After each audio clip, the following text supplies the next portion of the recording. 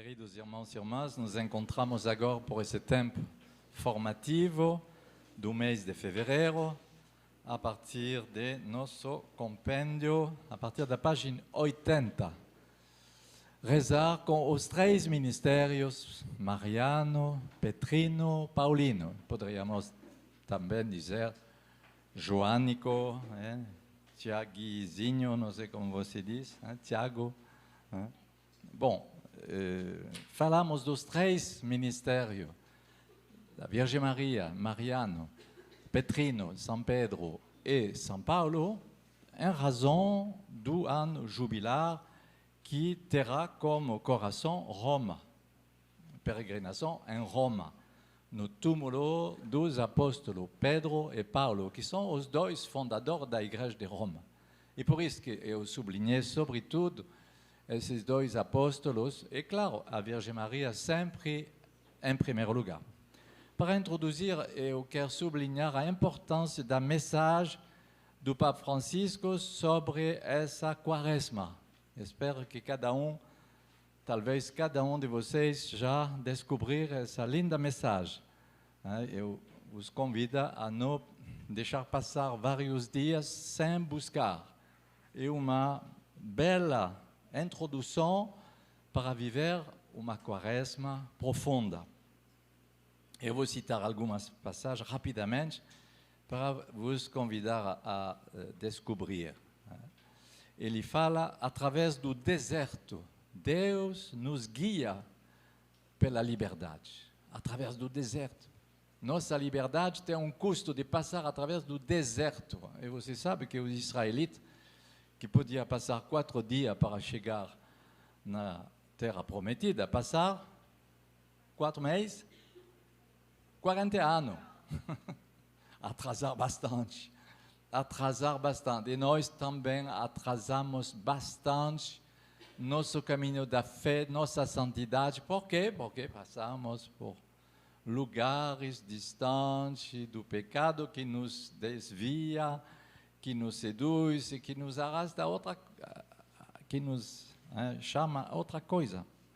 Então, do mesmo modo que Israel no deserto conserva nele a lembrança do Egito, sem ter remorso do passado, e vai murmurar contra o céu e contra Moisés, do mesmo modo, hoje, o povo de Deus guarda nele esses laços com a vida pagã, com esses laços com a idolatria, que ele deve escolher de abandonar.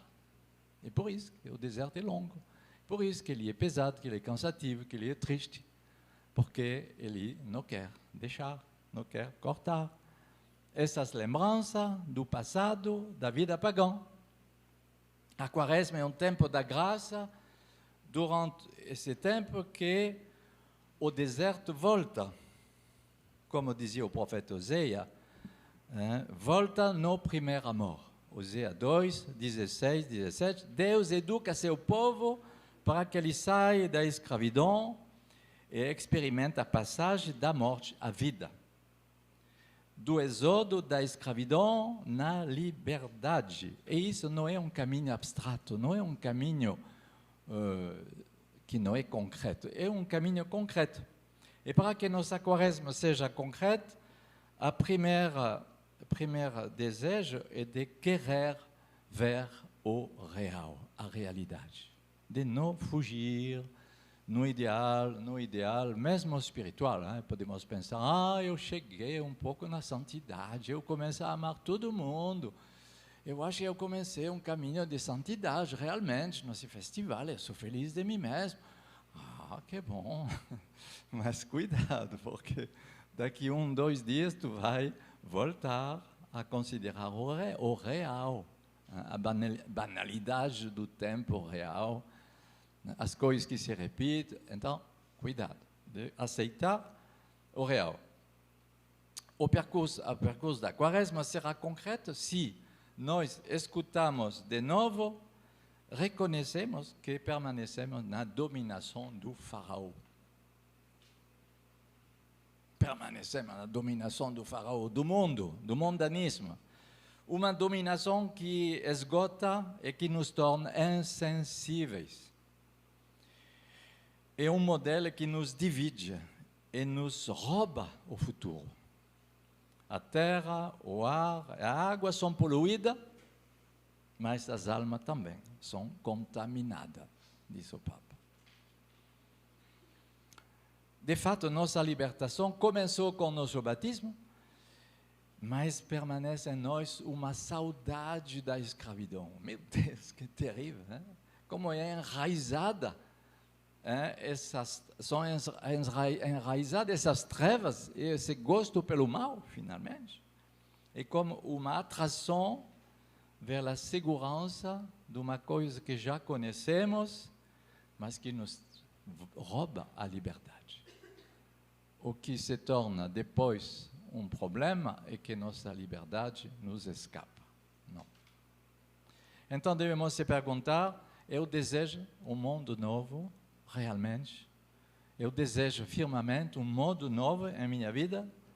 Eu estou pronto a libertar dos compromissos com o antigo mundo, com esse mundanismo do faraó? Eu concordo de cortar esses laços. Ele diz agora, ouvindo muitos bispos e muitos irmãos na fé, isso me convence, diz o Papa, de ver que tem um déficit de esperança. Tem um déficit na igreja de esperança. Mas Deus não se cansou de nós. Deus nunca vai se cansar de nós. É preciso de uma luta para entrar nessa quaresma, para viver um deserto, não um deserto de aridez e de coisa penosa, mas um deserto pelo amor, a fim que o amor encontre um maior espaço em cada um de nós. Primeiro ponto da formação desse mês, voltamos agora aos 3 ministérios da Virgem Maria, de Pedro e de Paulo. Por que sublinhar que nossa oração deve ser mariana, petrina e paulina?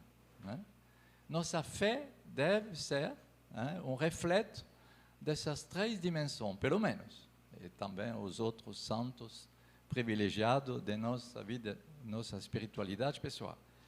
Mas a fé da Virgem Maria, a fé como a Virgem Maria, é muito importante de bem fazer essa referência sempre, durante esse ano.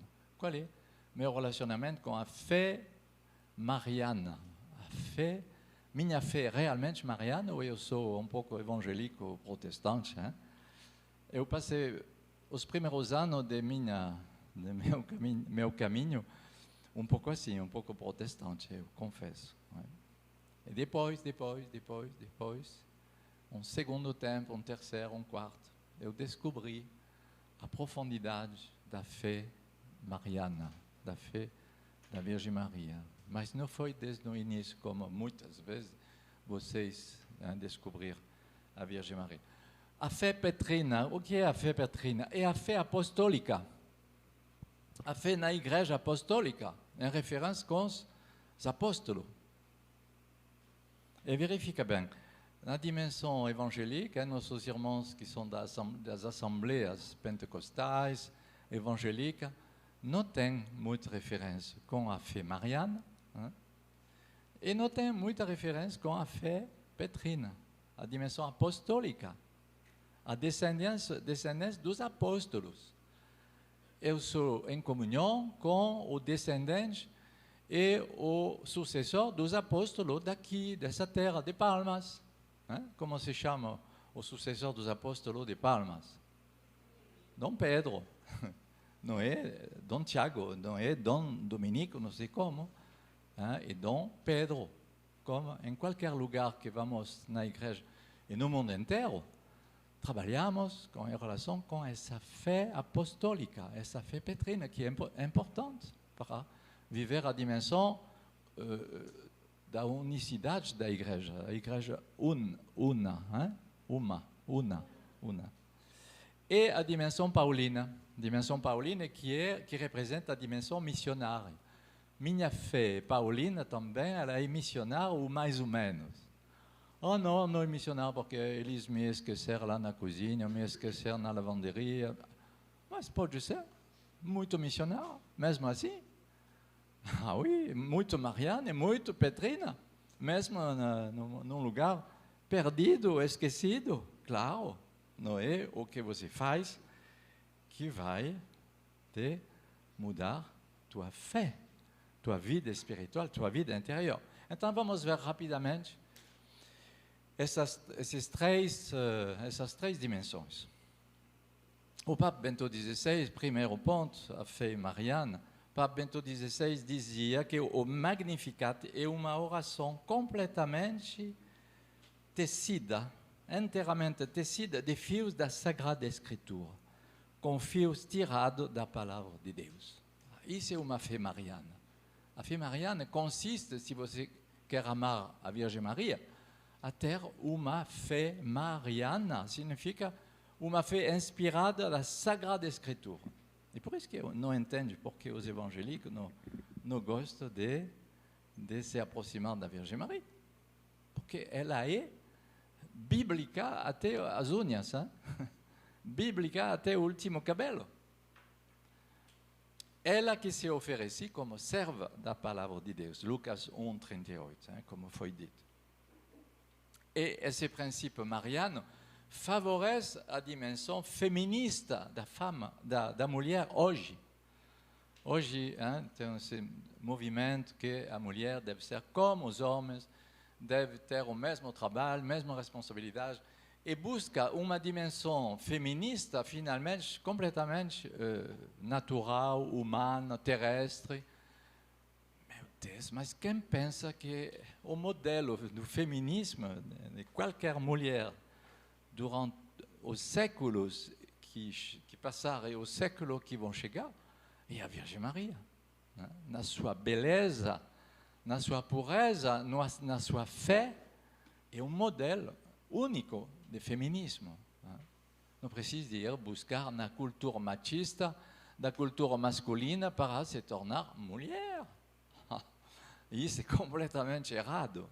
Eu acho que não precisa de entrar nessa dimensão política e completamente imanentista, significa materialista, sem dimensão transcendental de relacionamento com Deus. Não, é humano, puro humano, humano pagão.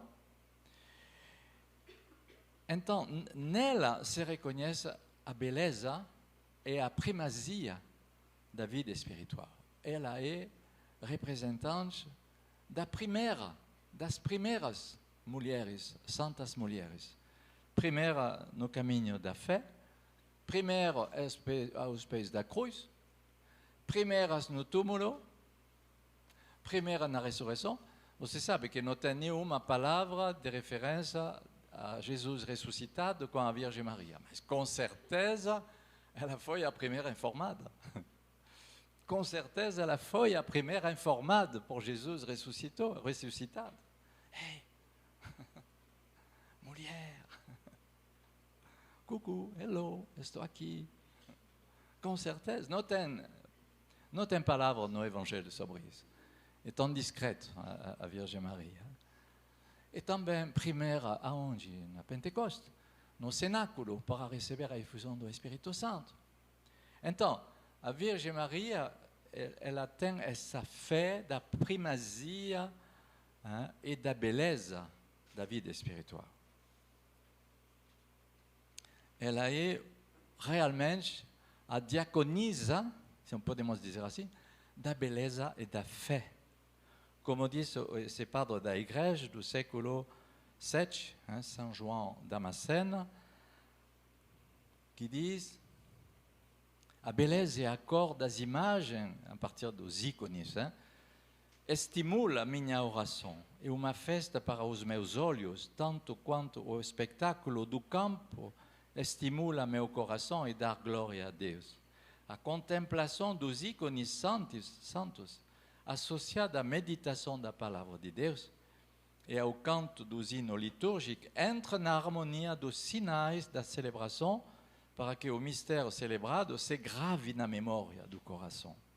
Essas imagens de beleza se grave, na memória do coração. Falamos no Festival dos Jovens da importância da purificação da memória, o que nós colocamos em nossa memória. Em lugar de coisa besta, de imagem do mundo, imagem pornográfica, você deve, pelo contrário, fazer gravar imagem de beleza da fé, beleza da iconografia, dos ícones.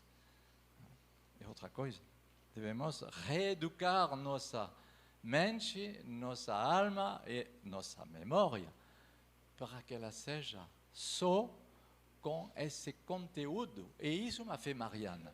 A fé mariana não é de multiplicar e contar, eu rezei 1000 Ave Maria, eu não sei que o mês que vem talvez eu vou fazer 2 vezes 1000.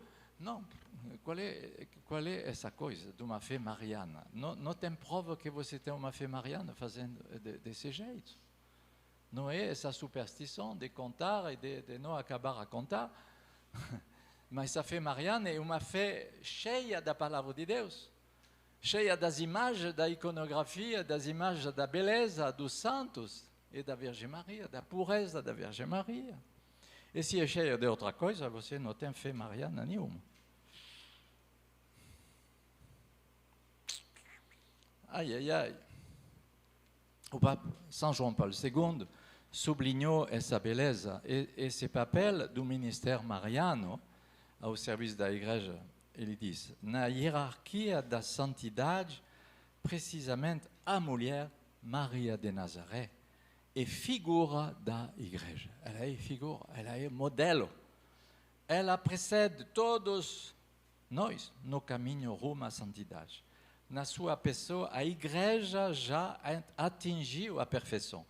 A Igreja é santa já graças ao sim da Virgem Maria, pelo qual existe sem mácula e sem ruga. Efésios. Nesse sentido, pode-se dizer que a Igreja é conjuntamente mariana e apostólico-petrina. Interessante. Então, ela acompanha, no longo da história, ela acompanha a Igreja. Eu tenho um amigo na França que um dia me enviou toda a lista das aparições da Virgem Maria. É engraçado. Desde o século XII e XIII, mas eu acho que tem antes também, ele fez todo o recenseamento das aparições da Virgem Maria. Tudo isso para dizer o quê? Que ela acompanha a Igreja até o último fim, até o último dia. A Virgem Maria acompanha e acompanhará a Igreja até a volta de seu Filho na glória. Jesus vai voltar, com certeza a Virgem Maria será informada, será preparada e vai também preparar a Igreja. E por isso que é muito importante de viver uma fé mariana, não somente uma dimensão devocional. Eu não sou muito devoto da Virgem Maria, eu não tenho muito. Eu admiro muito de vocês que são devotos. Por exemplo, tem alguns de vocês que vão rezar o rosário cada dia. Eu sou muito admirativo. Meu pai espiritual, o Padre Jacques, rezava o rosário cada dia. Eu sinto uma deficiência de nós ter essa como se diz, esse costume, esse chamado. Eu acho que tem um chamado, mas eu não consigo. Para mim, a Virgem Maria me fala na Sagrada Escritura, me fala nos comportamentos, esse tipo de coisa, bem mais que com as orações repetitivas.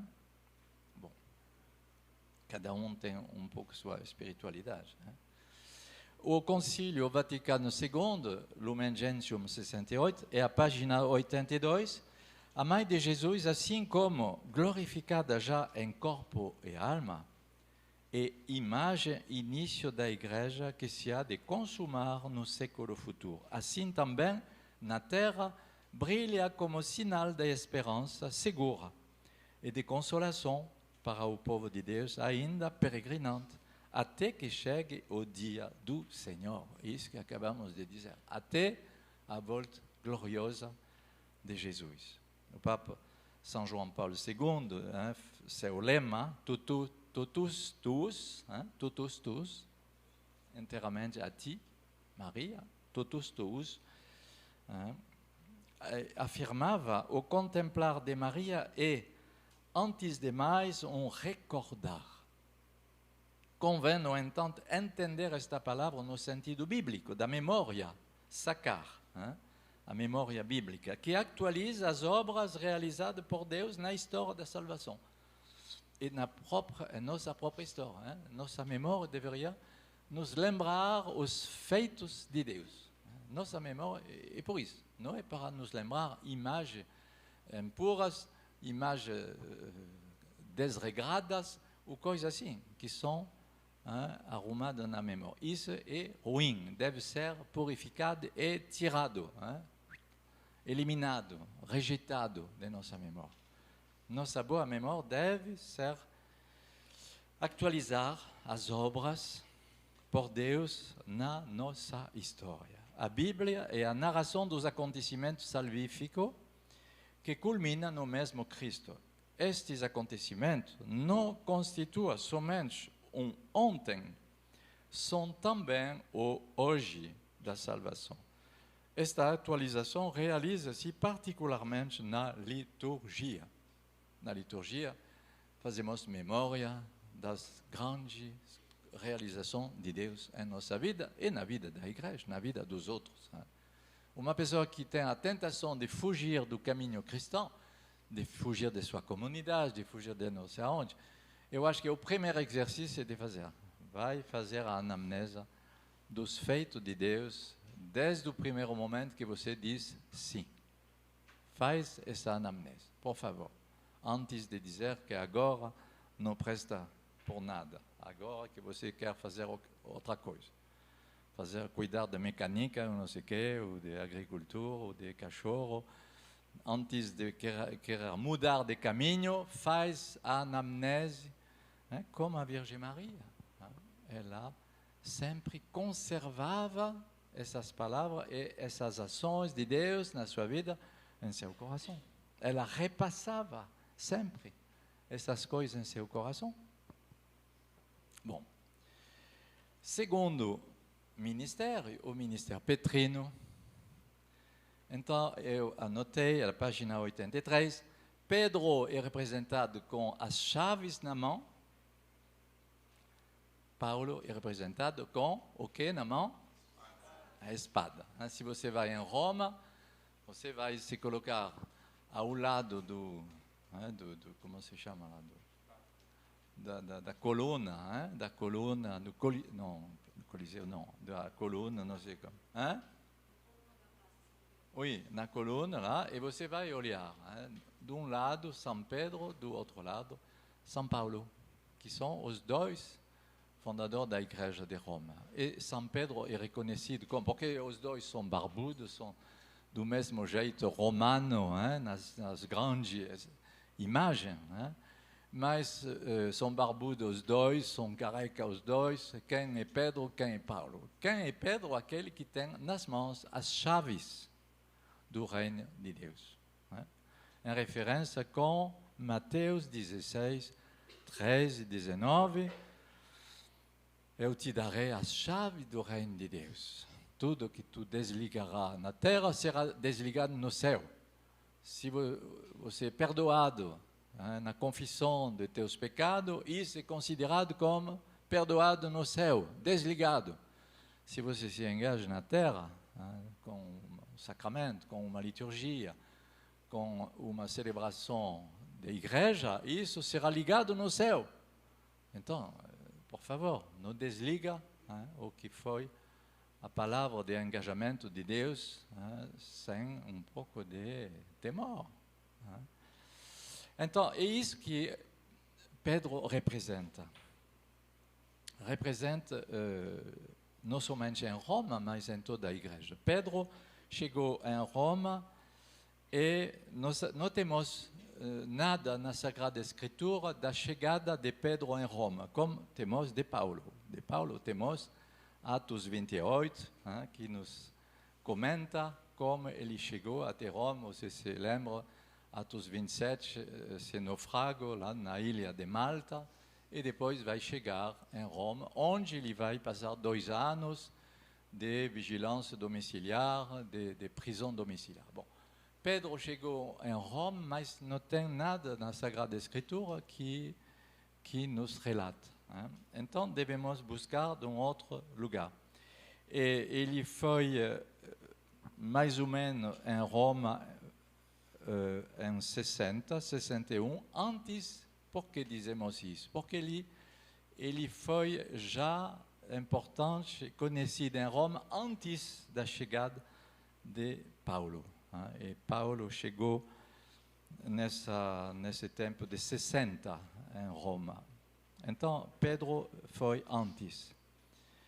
E depois de Jerusalém, com Pedro como pastor, que se tornava o coração da vida cristã, da igreja, depois que seja o coração da igreja, depois que Paulo fundou as igrejas no meio dos pagãos, foi Roma que se tornou o centro da igreja. Hein? Passou de Jerusalém, o centro da igreja passou de Jerusalém até Roma. Por quê? Porque Roma era a capital do Império Romano. E as igrejas que foram fundadas no Império Romano, na Grécia, na Turquia, na Itália, nesses países da Mesopotâmia, de Macedônia, na Ásia, média Ásia. E por isso que Roma se tornou o centro da igreja. E Pedro, como Paulo, foram presos em Roma, na mesma prisão Mamertime, que podemos visitar hoje, devemos descer. E mais descemos, mais faz frio embaixo. Então, uma prisão muito dura, onde ele passou o fim de sua vida. E Paulo também, antes de ser martirizado, passou esse tempo. Ok? Então, nos escritos do Novo Testamento, não temos nada sobre o fim da vida de Pedro em Roma. Temos só de Paulo na carta aos Romanos. Ele escrevia aos Romanos, sem conhecer os Romanos, mas ouvi falando deles, a partir de Priscila, sobretudo, e Aquila, que voltava de Roma, que se instalaram em Corinto. Hein? Eu anotei um texto de João Paulo II, que eu queria dizer, mas... Bom, depois, hein? Depois, não tem pressa.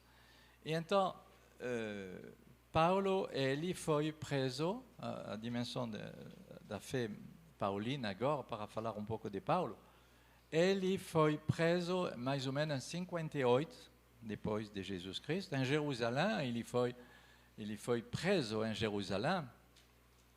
Temos Atos 21, 22. Hein? E depois ele vai passar 2 anos numa fortaleza em Cesareia Marítima, 2 anos. Não temos muita informação, senão as visitas que ele recebia do rei Agripa, hein, e do governador e outros, que com eles decidiram que ele vai chamar a comparecer diante do imperador romano César. Né? E então ele irá em Roma, justamente, como ele é cidadão romano, ele tem direito de pedir de ser julgado em Roma. Ele tem direito de ser direito. Então ele vai viajar no custo da República, não é a República na época, mas do Império Romano, que vai pagar a viagem de Paulo para ir da Terra Santa até a Itália. Né? E ele vai passar 2 anos domiciliar, Atos 28, né? Se chama Custodia Libera. Voilà. Ok? E então, Saint Clemente de Roma vai dizer, página 86, o primeiro que falou dos 2 martírios, Pedro e Paulo, é São Clemente de Roma, Papa, no final do 1º século. Ele diz: Fixemos nossos olhos sobre os valorosos apóstolos, Pedro, que por ciúme injusto não suportou apenas uma ou duas, mas numerosas provas, e depois de assim render testemunho, chegou ao merecido lugar da glória. Por ciúme e discórdia também, Paulo ostentou o preço da paciência, dando testemunho diante das autoridades. Assim deixou o mundo e foi buscar o lugar santo. Final do primeiro século, temos já esse testemunho dos primeiros papas, São Clemente de Roma. É interessante. Martírio, os dois. Pedro, martirizado, crucificado. A tradição diz que ele pedia de ser crucificado a cabeça embaixo e os pés em cima, porque não era digno de subir, de fazer o mesmo tratamento que Jesus recebia. Ele pedia de ser martirizado na cabeça embaixo. E Paulo, como cidadão romano, não podia ser crucificado, é proibido que seja crucificado em consideração de sua cidadania romana, e então foi decapitado. Santo Inês de Antioquia, no século II também, e Santo Ireneu, na mesma época, fala dessa igreja de Roma que tem como ministério de presidir a caridade. A igreja de Roma, ela recebe como carisma uma presidência de caridade sobre todas as outras igrejas. Então, o ministério do Papa Francisco, o ministério do Papa Bento XVI e outros papas, é de presidir na caridade sobre a igreja do mundo inteiro.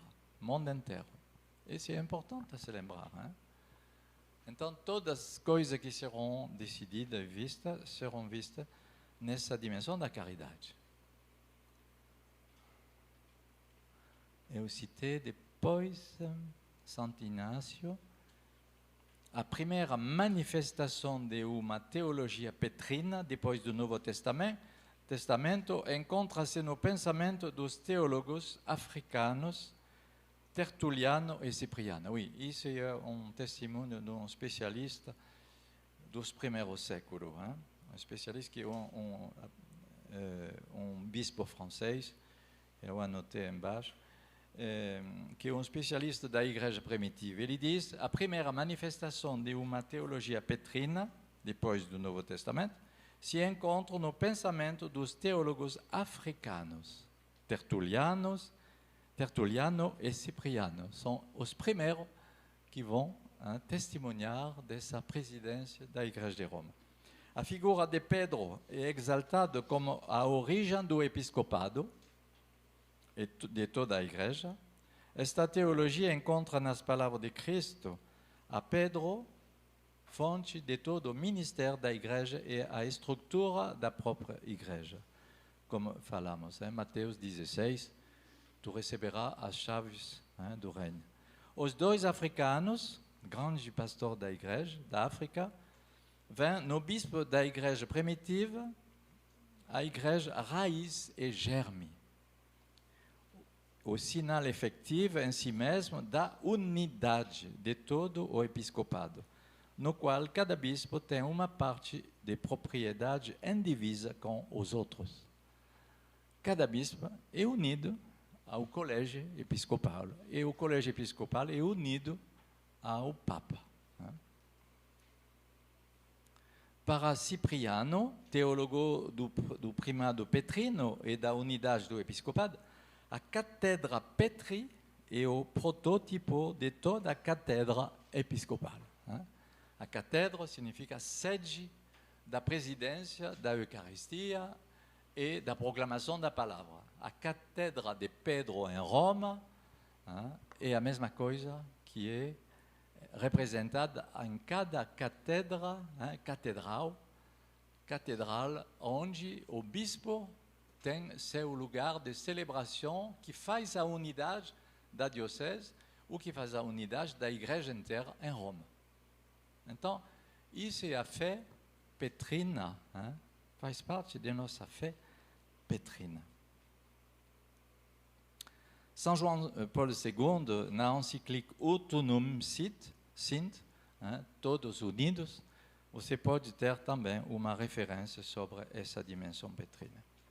O cardeal Balthasar, do século XX, definiu esse princípio da seguinte forma: o elemento mariano governa de forma oculta na igreja como a mulher no lar doméstico.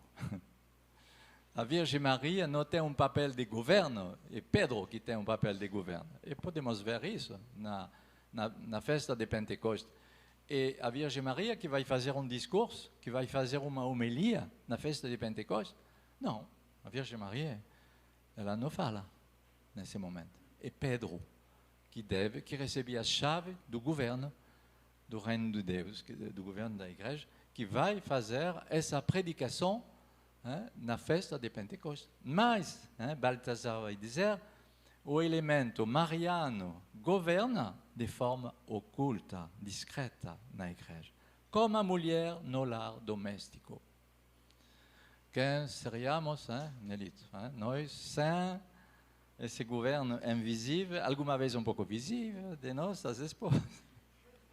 A mesma coisa, ao lado de Pedro, na igreja, a Virgem Maria acompanha, dirige, aconselha, provoca milagre e provoca muitas situações na igreja hoje, e até os últimos fins.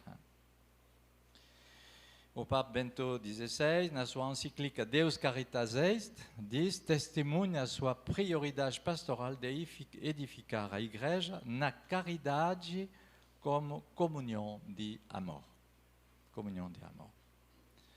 Bom, e então vamos concluir. Eu passei um pouco rapidamente sobre a figura paulina, que você, portanto, sabe que para mim é uma grande referência, é a dimensão missionária, paulina, e de fundador da igreja, como é Paulo. Mas eu citei essa palavra, no quarto ponto, é preciso igualmente que eu veja Roma. Engraçado. Paulo que pronuncia essa palavra em Atos 19, 21. Ele está na terceira viagem missionária em Macedônia, mas ele vai dizer, é preciso igualmente que eu veja Roma. Ele era apaixonado pela igreja e também não podia pensar acabar sua vida sem ir até a capital do Império Romano e de instalar lá e confirmar os irmãos na fé em Roma. Depois de Pedro, Paulo sabia com certeza que Pedro chegava lá em Roma já. Então, talvez provocou um santo ciúme de poder ir também anunciar a palavra de Deus no centro do Império Romano. E então, para rezar para nós, no Jubileu 2025, se você quer ir rezar sobre o túmulo dos apóstolos, a memória dos apóstolos, a Limina Apostolorum, como eu anotei, página 89, você deve fazer uma oração particular a Jesus. Senhor, eu tenho o mesmo desejo que Paulo, que não pode se tornar mais velho sem ver Roma. Então, confia isso a São Pedro e a São Paulo e talvez vai se realizar. E você vai poder visitar as duas basílicas, Basílica São Pedro, no Vaticano, e Basílica São Paulo, fora dos muros, mas também que pertence ao Vaticano, mas que é fora da antiga cidade de Roma. São Paulo tem seu lugar lá. Ele foi martirizado um pouco nessa saída dos muros da cidade antiga. Ele foi decapitado. Então, bom, podemos pedir a Paulo esse zelo missionário, essa dimensão eclesial e missionária, porque apesar que Paulo seja uma personalidade muito independente, muito voluntária, muito certo individualismo, hein? Ele não fez nada sem fazer uma referência a Pedro. Hein? Ele foi em Jerusalém 2 vezes, 3 vezes, 2 vezes para encontrar Pedro. Ele não fez nada sem referência aos apóstolos. Hein? E por isso que ele foi nomeado o 13º apóstolo, hein? Porque justamente ele cultivava um espírito apostólico, hein? Como nós devemos cultivar esse espírito de obediência, de submissão à igreja, submissão a nossos responsáveis, a nosso bispo, a nosso papa. Hein? E essa dimensão apostólica. Mas o missionário também não anda sozinho e enviado sozinho. Ele é enviado missionário, confirmado pelos apóstolos e pela igreja através dos seus pastores. Então, que nosso Senhor nos ajude e nos guarde nessa 3 perspectivas de nossa fé, Mariana, Petrina, Paulina, e também podemos dizer Joânica, do discípulo bem amado, mas eu queria sublinhar só a dimensão romana, hein, que nos prepara ao jubileu. Amém?